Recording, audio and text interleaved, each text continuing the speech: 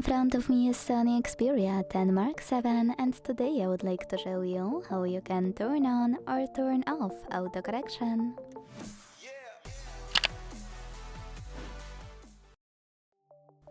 Because so many users depend on keyboard features, let me show you the most popular one, autocorrection. To access it, you need to begin by opening Settings and scrolling all the way down right away. Now select System, Keyboard, on-screen keyboard over here, and finally Gboard.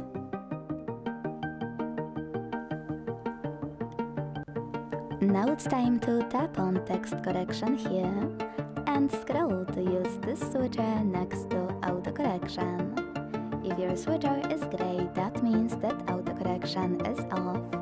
To turn it on, click on gray switcher to enable it. If you want to try it out, but then turn it on or off as you please, much faster than that, you can swipe up and use this switcher next to Show Suggestions tree at the top of text correction options.